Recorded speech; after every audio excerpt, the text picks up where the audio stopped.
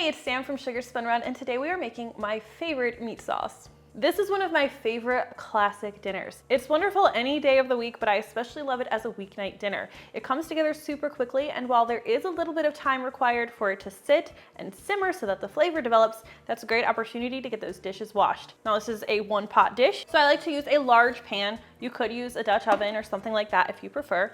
And we're going to start by adding 2 tablespoons of olive oil-ish.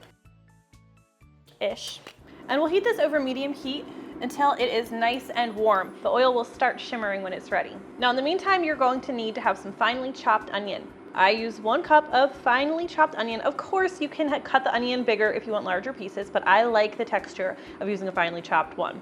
This is a yellow onion, though I've absolutely used a sweet onion in a pinch.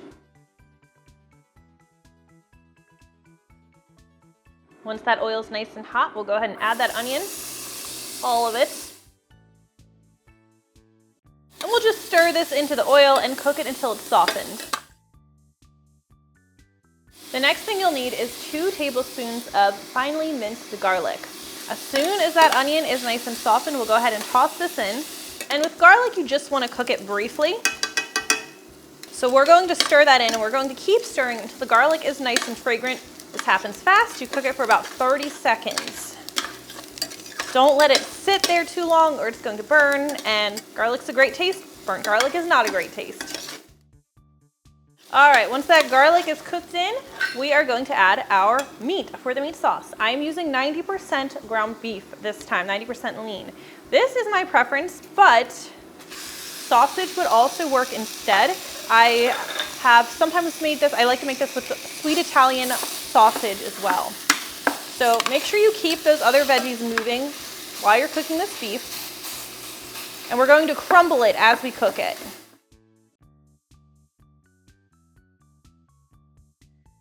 So once I have that beef broken up, I like to add my spices.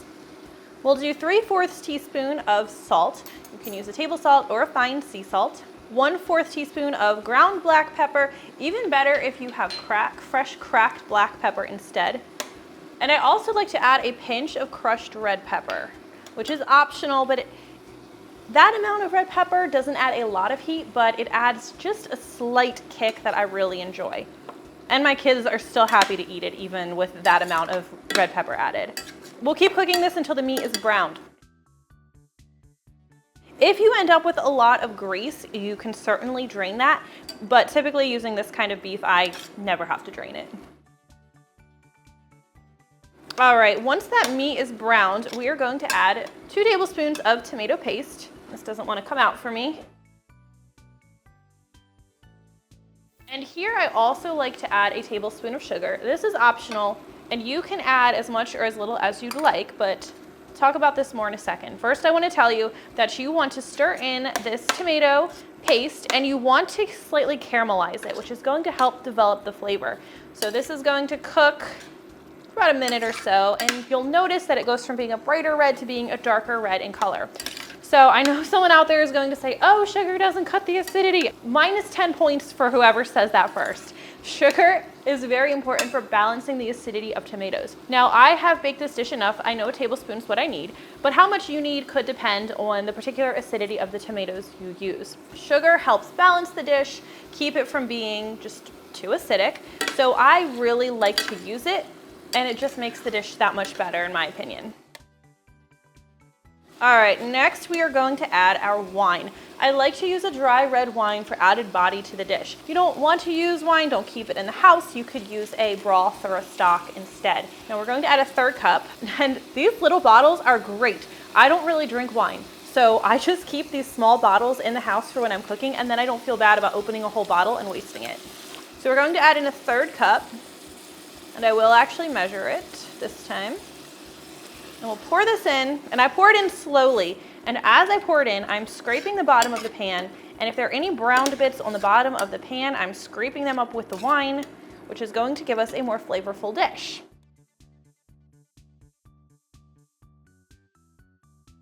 All right, we'll cook the wine until it's like reduced about 50% and worked into the dish. I like to make sure the dish doesn't have a very strong wine scent before I proceed.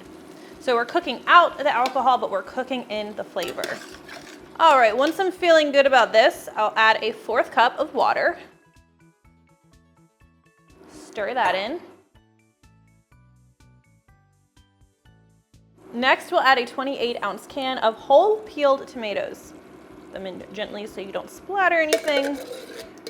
Some people like to break up the tomatoes with their hands before they add them. By all means, you certainly can. I just break them up with my spatula after I've added them. All right, I'm also going to add a teaspoon of dried parsley, a 1/2 teaspoon of dried oregano. If I didn't have fresh basil, I would be adding 2 teaspoons of dried basil, but let me go grab my fresh basil.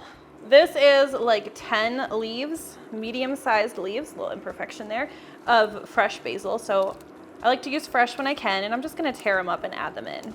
Fresh basil just adds, surprise, a fresh flavor to the dish. This is not the official way to shred your basil. I'm kind of mangling it a little bit. You can finely slice it with a knife if you prefer, but I'm cooking for you guys as if I were cooking for my family. And this is just how we do it. All right, we'll stir that in, and I'm also going to add a bay leaf. Normally I add 1 bay leaf, but mine are super small right now, so I'm adding 2. I'll make sure those are nicely tucked in. And I'm going to bring this to a simmer so it'll be lightly bubbling, just like you see here. Then I'm going to grab my lid for the pot, and I'm going to offset it just a little bit, and I'm going to let this simmer for about 30 minutes before I eat it. I'll stir it occasionally, make sure nothing's burning.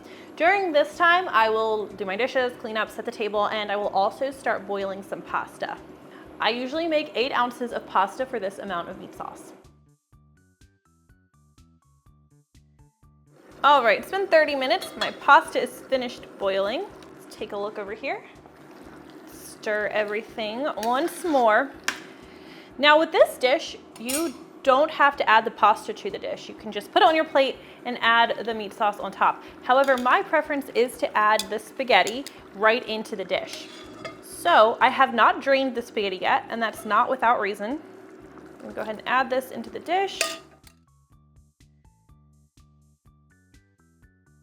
Leave a couple of those noodles plain for my pickier eater, but I'm also going to add just a splash, like 2, 3, 4 tablespoons of pasta water into the dish. And then I'll toss everything together, and I'm going to cook it just a couple minutes longer. And adding that pasta water is just going to help the sauce to cling to the noodles a little bit better. Now this is great topped with Parmesan cheese or just served as is. Do always make sure you taste test it and add additional salt or other seasonings as needed.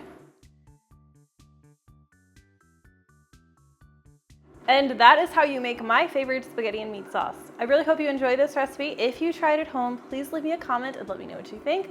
I always love hearing from you. Thank you so much for watching, and I will see you next time. They're so good.